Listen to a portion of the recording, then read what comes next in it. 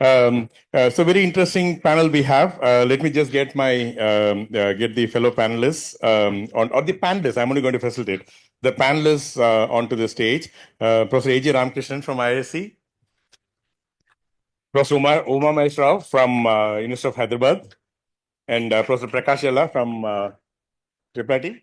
Yes, Prakash. And Makran from Vadhvani AI is also a faculty here, but otherwise with Vadhvani AI, it's not able to join because of a family health emergency. So we'll get started. Yeah, perfect. Sitting. We have the mics. So we're going to be discussing.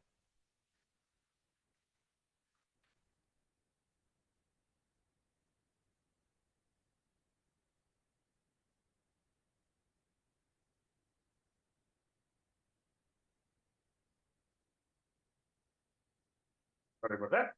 So we're going to be discussing how language technologies kind of intersect with social good, how language technologies enable social good. And so that's the focus for this panel, the next 45, 15 minutes or so. And just to set the context, I think the panelists have been also, all three of them here have worked extensively at the intersection of research in the language technology space and social good. How can some of these technologies be applied for social good? While the applications are possible everywhere, the opportunities don't arise, nor right are like making it happen doesn't is not that easy. Opportunities should come, and then everything should align. So and all three of them have done work in the recent years or even several years where they've applied some of the latest work from research in creating solutions that are kind of applied for social good in the broader society or in the social space. So let's just to get the set the context for the conversation, would request each of them to introduce themselves. I think when I told her not to do it, not that we don't want them to be introduced, but we thought best to listen to them, their background in their own words.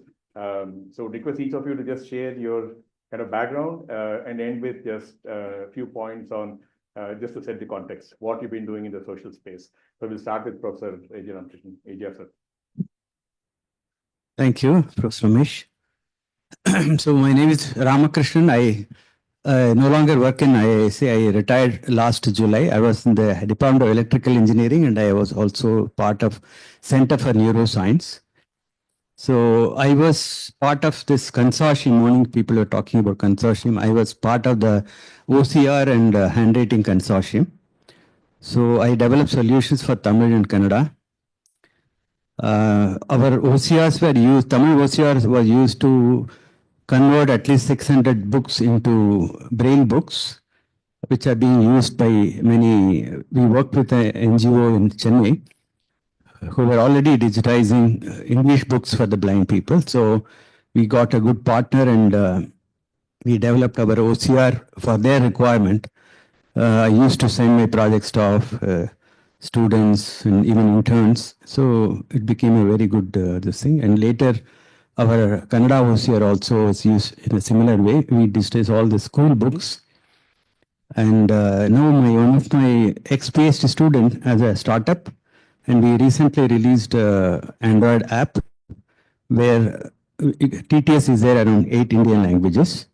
And we released it for the use of people with speech disability, so that if somebody has a laryngectomy or some other issues and they are not able to speak, they can type the message in any one of those Indian languages, and it will speak out, and they can choose between male and female voice.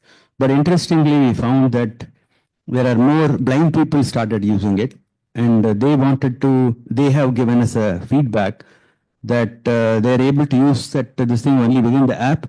So they want it to be a generic thing so that they can read anything in the mobile. As well as there are some who are actually working for even though they're blind, they are working for the state government. And they do get inputs from the government as PDF documents. So they said you should also give us a provision for reading PDF documents in Kannada and so on. So that we're happy because we could also put our OCR into that. So with this, I'll stop here and we'll come to that later. Thanks, AGR. Umesh, your introduction process. Okay. I began my career in University of Hyderabad, working in NLP. Afterwards, okay, I joined Rajiv Sangal. I went to IIT Kanpur as a visitor on a UGC Career Award to work in the language technology or NLP. And then I came back along with them, Professor Rajiv Sangal and Vinit Chaitanya and Amba Kulkarni, established, let us say, IIT Kanpur Center at CALS, University of Hyderabad. That was the beginning of this LTRC. And then for 4 years, I think all of us were there. And then we have worked out on a project, particularly Anusaraka in Indian language, some 5 Indian languages pairs. And then, of course, this was this established, I think, particularly Language Technology Research Center was established, and then Rajiv Sangal became in charge for that one. And then all of them have moved to this particular institute, and then they have continued. And of course, we have been continuing from Hyderabad University and collaborating with them, along with many other universities and institutes in bringing out language technology resources for Indian languages. And what happened? For over 3 decades, I have been working for Telugu particularly, and also Telugu, Hindi, and other Indian languages in NLP, bringing out NLP products and tools and various other things. But when it came out, suddenly Andhra Pradesh, which was combined and later on split into Telangana and Andhra Pradesh, actually went for English as the medium of instruction. Only English as the medium of instruction in school education and also, of course, in higher education. Then what is the use of actually producing these NLP tools, I thought?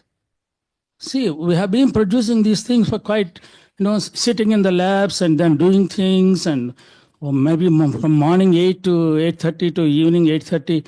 Our Vinit Chaitanya used to come out of his room at 8:30, go to his lab, sits there only for 1 hour. He used to come back for lunch and then go back. And then we used to sit till 8:30, work and then disperse. This is the kind of hard work we put. But when you come out, we are not the makers of decisions. It is the politicians who made the decisions and then tell us what to do. What is the use of working this kind of thing? So I thought after retirement from University of Hyderabad, became a kind of language activist. Okay. Besides this, I thought, okay, we need to do certain things, go around the schools, colleges, and other institutions, talk about the need for language technology in Indian situation. Because India is a multilingual country. I can't operate actually using only one language. But I need to retain my heritage language, right? All of us have a language, heritage languages, and we used to speak and then work. And this is the constitution that guarantees the working of Indian languages in our situation, in all domains, not just only in business or outside or at home, etc. It's not like that. Even for education, even in higher education, we should use our Indian languages. Why we are not using it? Are we really well versed in English? So we don't need Indian languages to be used in formal education? So I thought now I just go around to all the institutions and tell people and then try to convince them why we need Indian language technology and why we should use our mother tongue in the language. So as part of this exercise, actually, I run a magazine that's called as Mother Tongue. Of course, Amma Nudi. Then Peru Amma Nudi means mother tongue. And then it publishes most of the articles only in related to language, not literature or any other kind of thing, language related to language, particularly also scientific and technological articles, and particularly exercising and focusing on why we need Indian languages. So that is what currently I'm doing it. Nice, sir. We work with this open source community called Swecha. Swecha, the open source community. So they did last year crowdsourced 50,000 students over 1 weekend, contributed in Corpora. And there's a nice speech model that works on a mobile phone now. to recognize Telugu. I didn't get it. Swecha. Swecha. Swecha. Huh. It's an open source. It's about Right. 17 years. Prof. Rajan Samay here, our registrar, was involved from the early days of that. It's an open source movement. But in recent years, they've started doing work around AI. Right. And anyway, incidentally, since you mentioned, so there's a nice model, very lightweight model that runs even on a phone. And but understand the problems. And yes, we'll discuss that in a little bit. One of the points we're going to be discussing. Before we get to that, Prakash, your background. Yeah. Thanks, Ramesh. So I'm Prakash. I have moved from the industry a few years back to the institute. I think apart from English and my mother tongue, the only language I knew was assembly language. And that was a language I lived all my life. And it was fun because code reviews are fun because I submitted to my bosses the code without comments. So it is a lot of fun reviewing code without comments in assembly language. So I worked. I was running Honeywell's research labs, and then I worked in a startup. And then during the startup life, I think we developed a low-code, no-code platform. Now we call it low-code, no-code platform, but in that time we used to call it do-it-yourself software platform. In that context, we met a lot of people on the ground, the retail, because the software is sold in retail. So a lot of boys in the retail, their aspirations, some of the bottom of the pyramid aspirations we got exposed. So we'll come to that when we talk about some of the use cases. So here, I'm here. My fundamental job is to look at the lot of research that faculty here do with a lot of passion. How do I translate that into applications in the product and take it down to the market? And now I'm actively involved in the Bashni program to say, and a few things we have done. We'll talk about that. How do you take some of this, build products, look at the use case, how do you adapt some of these models that are relevant to the specific use case that we are looking at. So it's a lot of fun trying to translate this, especially I think my initial phase of life was to look at how do I commercialize things. I was looking at everything with a commercial lens, market lens and money lens. Though money hasn't hit the bank yet, only equity we have in the kitty. But I think as I was looking at working with faculty, you see there's a lot of passion towards social application, looking a lot of passion towards how does a common man use it. People keep telling you don't put this commercial lens. Please look at the social lens and see how you can put some of these technologies to real use to society. So yeah, and then we're looking at some of those things. I think the challenges are different from a pure social point of view. Even then I look at it from how do I sustain this application, not just from a pure social group, but also look at how do I sustain these applications. So that's what I do here. No, that's doing this in a commercially viable way is a challenge even for social good, because you can't support, if it's self-supporting, that's ideal. Like the whole self-help groups are working so well because it's a financial self-supporting model. Even a loan gets repaid.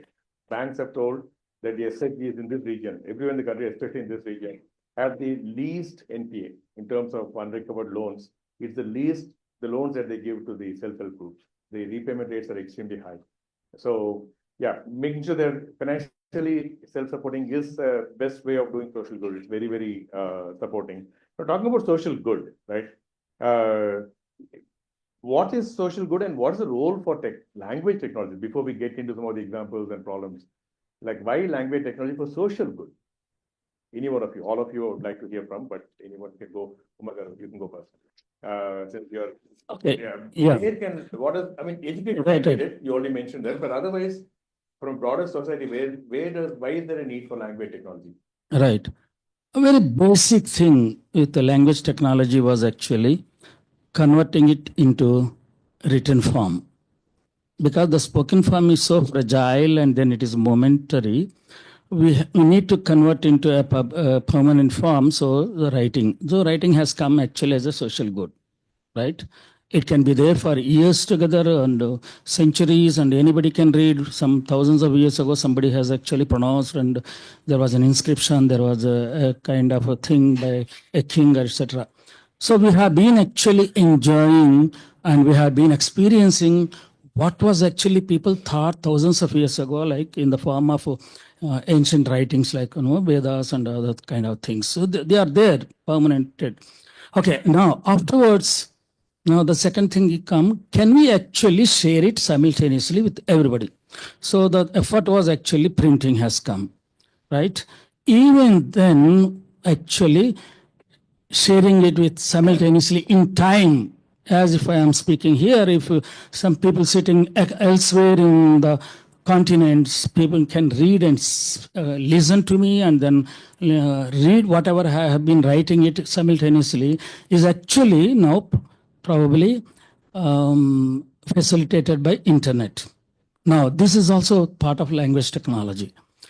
Now, the final thing is actually the language is the basic thing. We had to break the barrier because each language is a barrier for communication, right? In this room, probably there are dozens of languages are spoken and we don't read and probably we don't understand each other because our languages are different. Now we need the essential, the current language technology to overcome this barrier, right?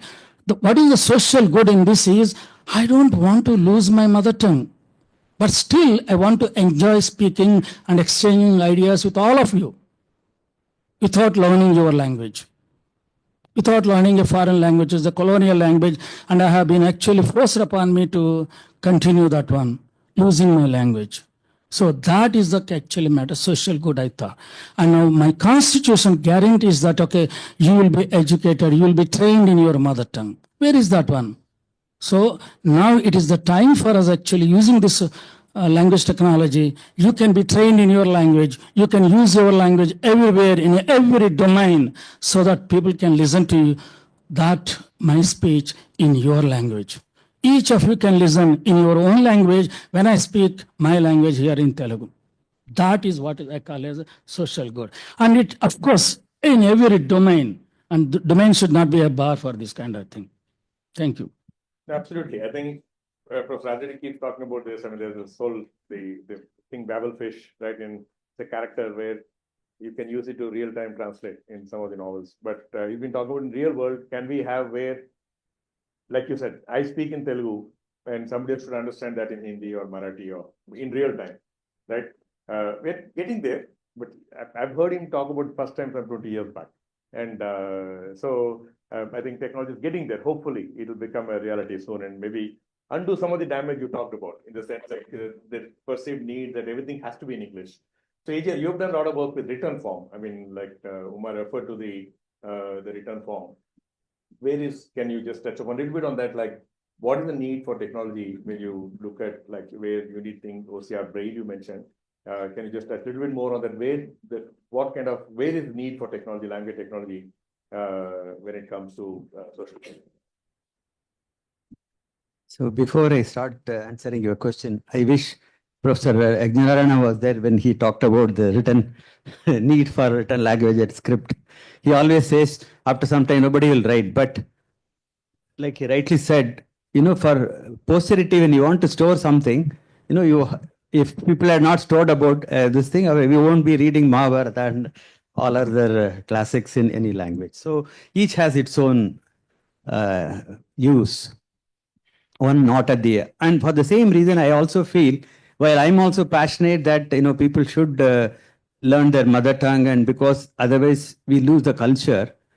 But Indians are intrinsically multilingual, so we can learn very much English, which will help us connect to anybody in the world, and at the same time we can equally efficiently learn our own language. And if you are interested, you can learn more also, which many of us have done it.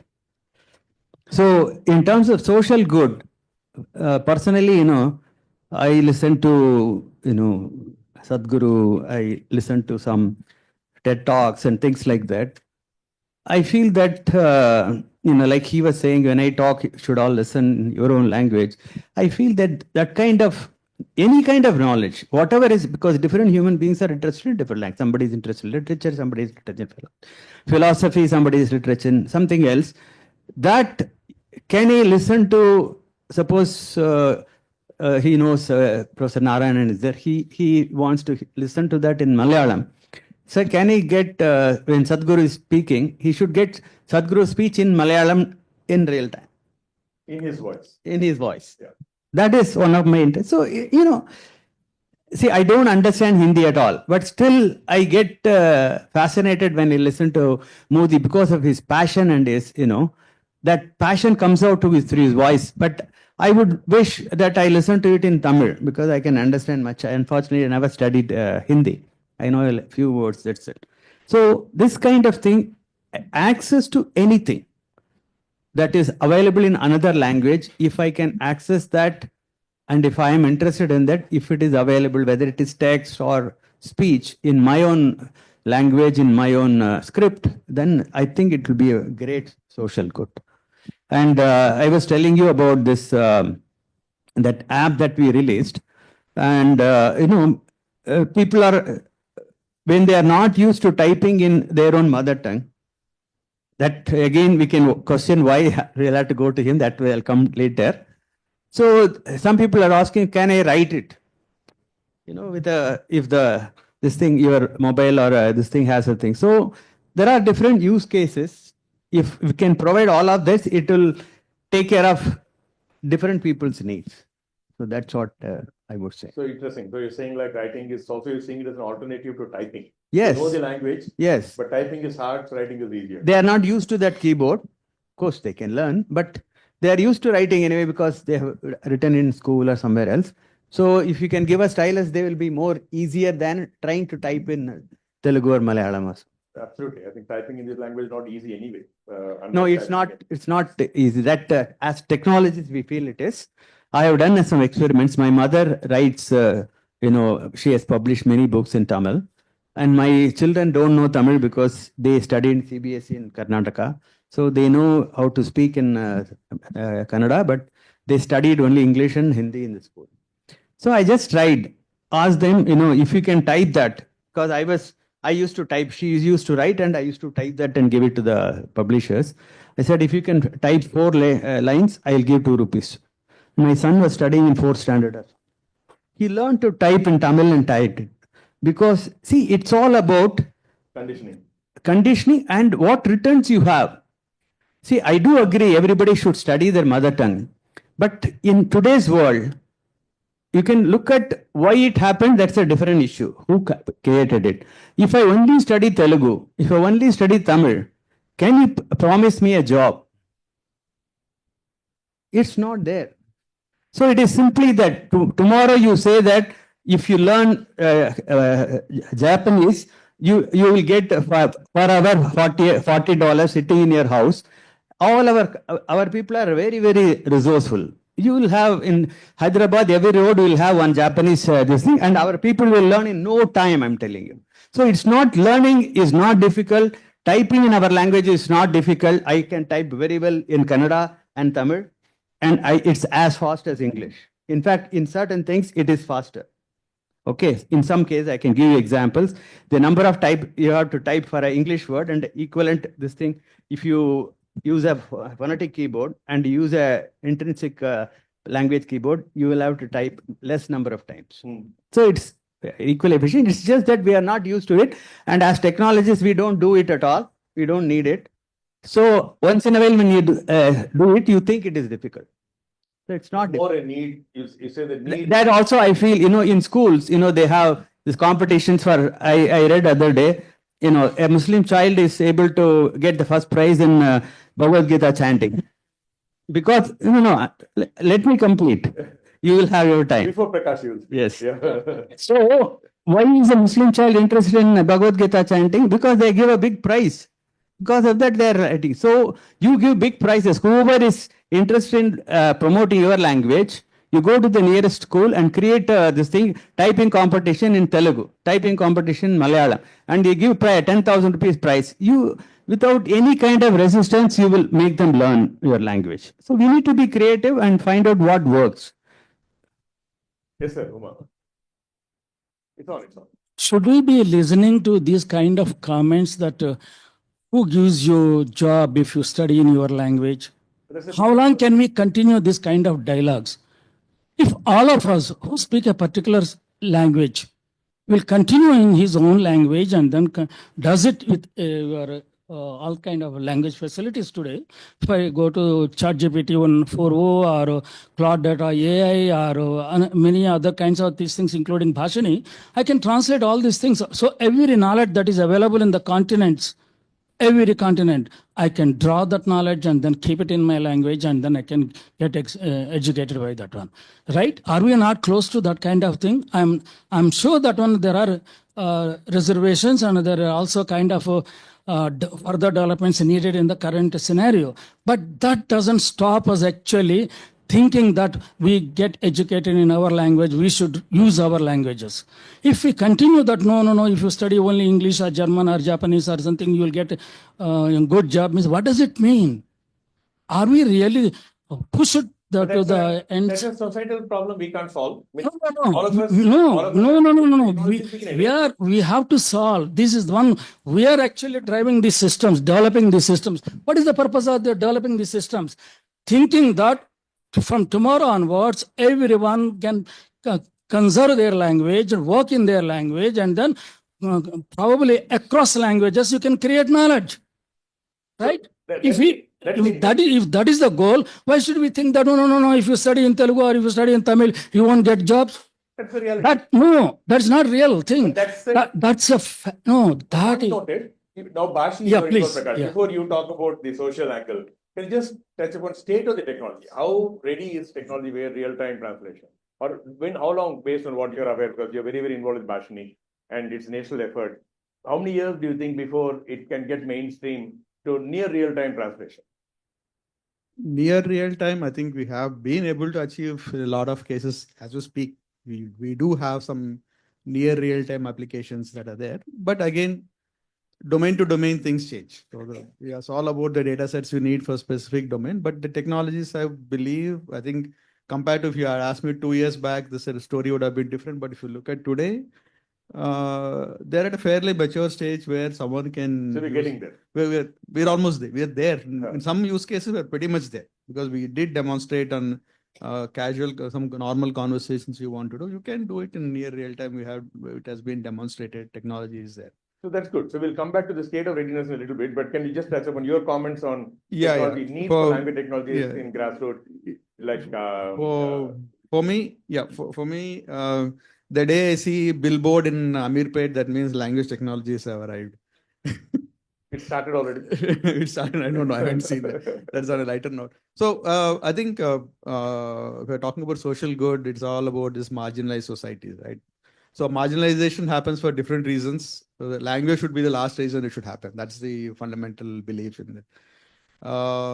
When I say people should be able to participate in conversations that matter to their life. It's not about casual one-on-one conversation, about conversations that will drive policy, conversations that will help bring things to their doorstep in terms of law or whatever it is. Certain sections of people are unable to join the conversations. How do you get them to the conversations? How do you use language technology will play a significant role for them to be heard? And then the information that can be taken from there, feedback taken from there. And second, language cannot be a barrier for me to earn my livelihood. The second thing from a social good is we're there to earn a livelihood. At the end of the day, that's what most of us. Intellectual pursuits is a different thing, but most 99% of people are there for their livelihood.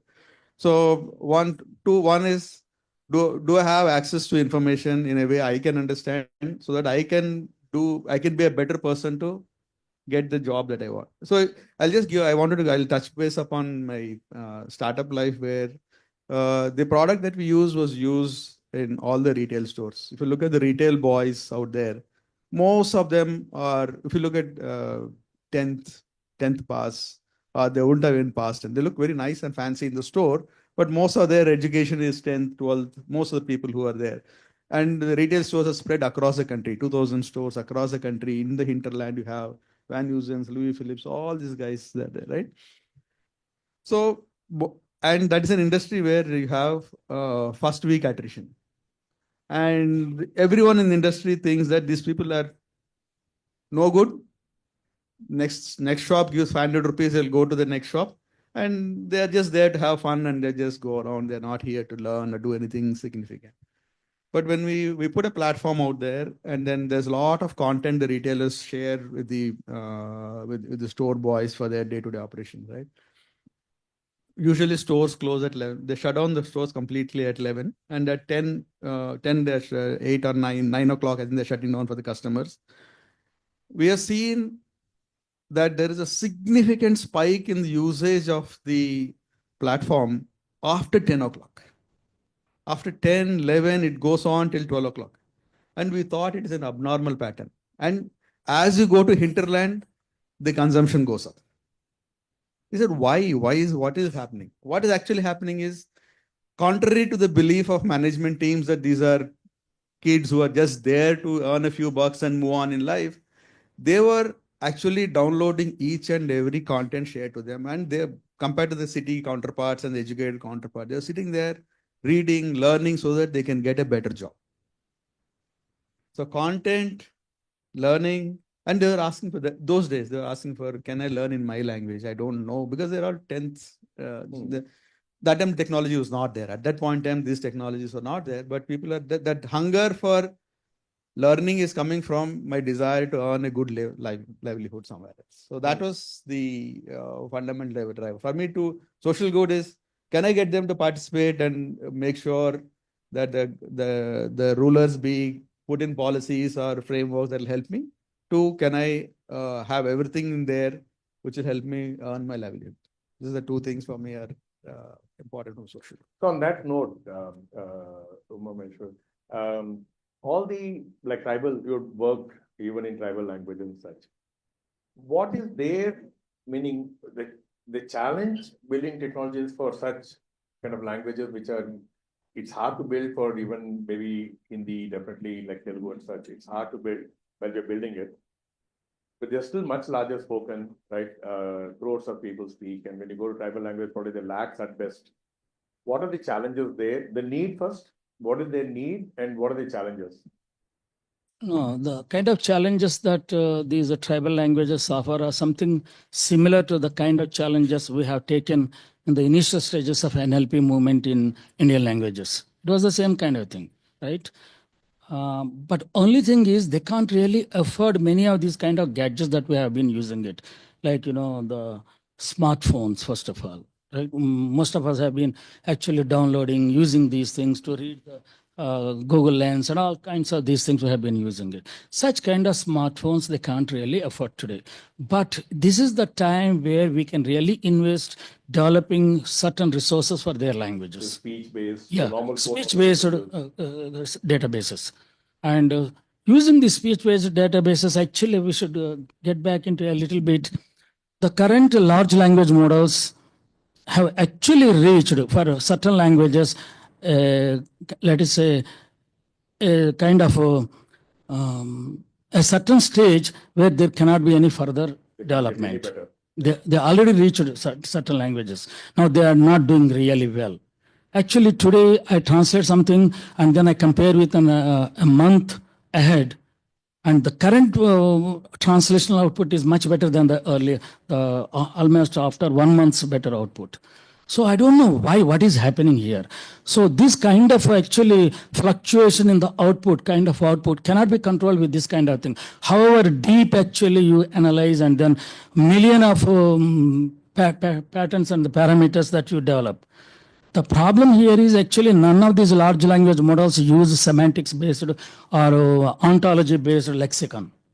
And if we don't use those things, the current situation will remain as such. And they are probably unpredictably, they fail.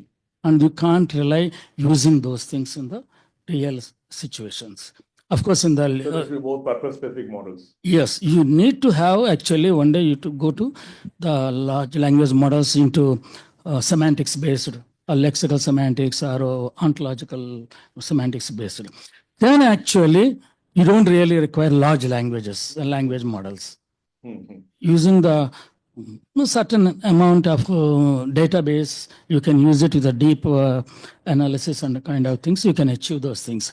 But anyway, this is the thing is, now systems have learned actually to overcome the what do you call the learnability criterion, right? They are learning it now. Now, what is actually stopping us further using is actually good systems are there, coming it, we can use these things. OCRs are actually, I don't know your OCR, etc.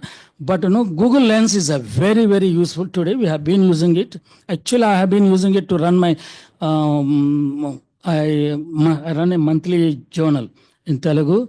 And there actually most of these things we convert from one language to another language, including Japanese, Korean, and Chinese. We convert things and then actually adapt it to for our publications using Google Lens, right? And of course, with the minor editions and things we use it. So we have been using these things, actually language technology tools, to a greater extent. But the only thing is people outside this realm do not know what kind of tools are available. It's not mainstream You yet. go to the colleges and the student and other institutes where the students, the modern students are there. None of them know actually these things are available. That's why they have not been using. And many of them just simply don't use other than English. And So the awareness is a challenge. the whole thing is actually they need to know that these tools are available. Every one of us must use at least 10 minutes of our language on the machine, so that large amount of database can be created. So we're doing crowdsourcing in Telugu right now. Exactly. No, yes. We are 100,000 students, 1 month each. We're trying to collect foundational data through speech interviews. These students are interviewing others. It could be about a place, about a food, about recipe, Yes. about a local skill, local kind of maybe building, temple, mosque, church, could be old. It's an experiment. We'll know. It's midway now. In another 2 months, we'll know how well it did or if it did well or not. But you're right. We need to collect these ground up. So talk about education, Ajay, you referred to Braille earlier and you referred to OCR. What are some of the use cases you have come across where it's getting used, however little it's getting used? Can you just give some examples of any of these technologies, especially OCR, since that's your area, one of your areas of interest? Yeah. So,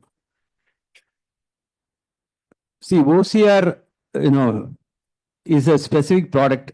I learned it very hard way. Nobody wants to buy OCR. It's not a product that you can sell. Now after I retired, I have trained myself to be an organizational development consultant. So then now I know a little bit on the other side of the business and so on. Technology is different, product is different. You may have a technology, you say that, yeah, my translation engine gives 99%. That doesn't mean that somebody will start using it. You need to go and talk to the prospective customer, find out what is his or her use case, and provide an interface which is convenient. All that. I will give an example. I met Professor Panchanathan, who is currently the director of NSF in US, almost 10 years back. So at that time, I was also working in OCR I said I was doing something for the blind. He said he gave his experience. He had a multi-million-dollar project. He was a professor at that time. And they developed something with 2 cameras so that it can be used by the blind people. But they never talked to any blind person. They worked for 3 years. Project is about to end another 2-3 months. They have to write the report. Then they called few blind people and gave it and asked them to use. They touched here, this is a old technology. I'm talking about 10 years back. There are 2 projections. They asked, what is this? They said that it is cameras. They immediately threw it. They said, we don't want anything that makes us look different from others. So this is a very classic example of, not blaming anybody. We are not aware. We are not being taught how to develop products. It's a completely different science or an art. Developing, academicians can only develop a technology, a viability of the technology. To convert it to a product is a completely different thing. I'm not saying academicians cannot do it. To some extent we did, but that requires a lot of effort. And whenever, I'm happy they called me even after retirement for this, thinking that I have done something for language technology. But in IISc, I was never recognized. All my promotions were delayed. They said, how many papers you have? That's all. They are not interested in doing anything. They are not interested in social good. They are not interested in product. They are not interested, even today. Okay. So all of this cater to that. So some people are very clear. Hey, some colleagues also advise me, don't do all this. You know, these are not great research. No, you won't get any recognition. You won't get any academy awards. You won't get fellowships. Actually, some of my colleagues told me. They know some of the names. I don't want to tell the names. So, But this much is clear. yes. Your work is good enough that Vasu and others felt you needed to be here. Yes. So you need to really go to the ultimate customer, whatever is the thing, and find out what they want, in what form they want, what should be the interface, speed. See, I downloaded the so-called Bhashini, and one of my the friends who is a retired professor from computer science, he's a very senior man. He said, I have some Telugu thing, so why don't you speech you convert into text? So I put it in the Bhashini. It was just rotating. 1 minute also nothing came out. We tried 3, 4, 5 times we tried, and then we gave up. So this is very important, that is it user friendly? Does it give response in the time that you want? See, everybody here says Modi is using it. No doubt, I also believe it, because there you will do everything to make it work for him. But are we making it work for the common man? So all of this is important. So coming back to your question, so I already told you, we developed that this thing. We took around 3 years to make it really work very fast. By the time some blind person used to give a book, in 3 days they will be given back the Braille book. And they were using an interface for correcting the English this thing, because OCR will never give you 100%.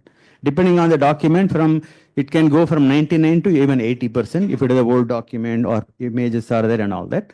So somewhere always some correction is there. So we developed with a lot of effort a proper interface for looking at the original image and the recognized text, and so that it will be very fast for the people to correct it. Without that, it never went. So this is not part of the project. They only, Shantanu will only look at how many percentage you got. 95%, it is great. This is bad. You have got only 93%. But none of them delivered this. We had to work. We had to go and find out what they need. And initially, as per the consortium project, we are supposed to use Linux. So we went and asked them. They said, we don't have any Linux machine here. Then they had enough unused machines, so we installed Linux and put it. After 1 month also, they said, no, it's very difficult. Why don't you give us Windows version? So then we developed a Windows version and gave it. After that, they started using it. So these are all important. You need to really, you have to serve the customer, not just say that I have a great technology. Why are you not using it? So if it is great, they will use it. So we need to, and like he rightly said, if people are not aware, we need to see, I may not be able to do it, but I have to ask the politician, if you have a contact, or you ask the minister or an NGO, can you increase the awareness of the potential users and then reach it? We need to do what is required. There is no point complaining. I'm also emotional, but then I have realized, at least at this age, emotion does not deal you anything. Tomorrow also I'll be at the same emotion. It's sad only. But today I can go and tell at least 10 people and see whether something is possible, or I can come and ask you if you have experience. This is my problem. What can you do? Your knowledge may be better than in that interface. You will tell me, do this, otherwise it will not work. So we need to see what works. Prakash, you want to talk about before we take few questions? Couple of you can talk about, specifically do just touch upon the ambulance, the use case that you're working on. A couple of examples, 2-3 use cases I'll quickly walk you through. Two in the education space. So one, if you look at it, of course, our application for language technology for content accessibility is pretty much known. You're translating, making it available in different language. But what I think the shift that is happening is people want to interact with their content with their natural interface. They want to ask questions in voice and get the answers back in voice. That's what we tried with the Agastya Foundation, and we learned a lot of lessons down the road, because that was during COVID, this made, because access to teachers was difficult, right? And then access to good teachers was difficult. And assumptions were made that you'll use a feature phone. People have only a feature phone, so they'll make a call from feature phone and ask questions and get answers. It worked well. Somehow we reached that spot point where people can use a usable system. But then we realize COVID has passed. Now suddenly they have access to teachers, that they want something more. And then students want, the assumption that they have only feature phones is kind of invalidated because they do have good phones nowadays. Almost everybody has a smartphone on hand. So we need to factor that in. That is one use case where students now are wanting to ask, in the absence of good teachers out there, they would want to ask the system some questions and get answers back and get moving. It may not be the best possible answer, but at least they want to get moving on their learning path. So that's something that is a very useful thing. Second is, almost we're seeing that almost that's what we're seeing in the Rajaredi Center, the few things that we are doing with Chiranjeevi and others is almost everybody wants to learn English because language learning, especially English, is the thing that everyone wants. Because I know Telugu, I want to learn English.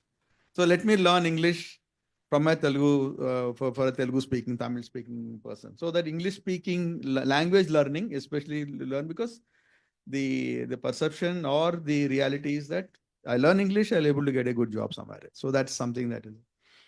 So that is one use case where at a school, spoken languages. I think that's pretty much happening, and we are getting a lot of demand for such kind of applications.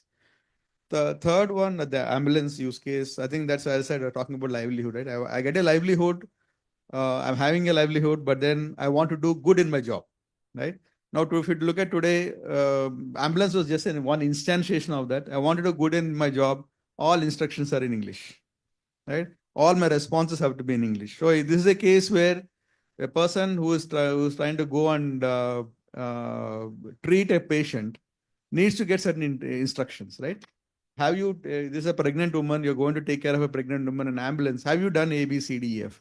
Now their system is telling them in Telugu or in their language, have you done this, and then they are better prepared to deal with the patient. Now it is telling. It was earlier in English. Earlier they have to read in English, understand, and then there's a lot of medical jargon in that. So what does it mean? They just go to, out of experience they do. Reading was not in the ambulance, that's during training. Yes, that is in training, right? Second is, the only few emergency technicians who have been there in the system for many, many years know it. The newer ones as they recruit, because the ambulance system, this emergency system. So this system supported them in the ambulance. System supported them in the ambulance and let them feel, because again, second one is you're doing a job, right? You're doing a job of, in this case, job of taking care of a patient and taking note of vital parameters. Now they used to write and they used to do a lot of handwritten stuff, and they're not in a position to hand over that information to the doctor when they hand off the patient, right? So now they made it completely voice enabled. Now they can speak in their local language. They could not do it because they didn't have the time to do it. They didn't have the time to do it, right? So now they can just speak out in their local language. It just fills the form for them, and the form is available. So as attending to the patient, it gets filled. Yes. So at the end of the day, if you look at it, the technology has made them do their job better. So they're getting better at their job than focusing on which language do I look at, how do I fill these forms, how do I understand the instructions. So that's where language technologies, I would say, is creating that shift. And is applicable in any domain. Just ambulance is just one instance. It can apply to everything. So, add to that, yeah, please, yes, sir. Since you said ambulance, I had this interesting experience. I told you we developed this app which we thought is used for speech disabled people. I have a friend who is a neurosurgeon. They have a neuro rehabilitation center. You know, after neurosurgery, stroke, many things they come for functional this thing. They have different type of therapies and all. So I thought they may be able to use it. So I went and gave it to the therapist. After 3 days, I called them, is it useful? They said it is more useful to us as therapists than the patients. To understand what they speak. They said we get patients from multiple languages. When we ask them to give instructions, we are not able to speak in their language and they don't understand. So here I can type in my instruction, and we also have integrated translation from IIIT Bharat. So we can translate it and give it to them. So I was thinking, okay, this is a new use case. So we need to find out. There may be many, especially in our country. No, there are so many languages in every city. There are so many other languages. So like this, there will be a lot of other found out use cases. And I found that that's a because any doctor, you are not sure who is going to come Local people may come, and if you are very famous, they will come even from the villages. So they may know other languages. So, and a lot of people from North come to Bangalore to study MBBS, and they settle there. They don't know Kannada. So many of those cases will be. Yes. So we have time for 1 or 2 questions. Can we? Time up. Already time up. We'll wrap up. Okay, fine. We'll take the interactions. I mean, Ajar may leave in a little bit, but hopefully it'll be there till the break at least. But we'll take the questions in the next break. And so thank you so much, Ajar, Umesh Rao, and Prakash. I know 45-50 minutes doesn't do justice to the kind of work you all do, but just a glimpse of some of the things at the intersection of language technologies are still very much in active research, right? This center is as relevant today as it was 25 years back. And there's so much of work happening, very, very relevant, a lot more needs to happen. So it's just a glimpse of how all the work happening and intersects with the broader society and social good. So we got a glimpse of it. Thank you so much. Thanks for taking the time. Thank you.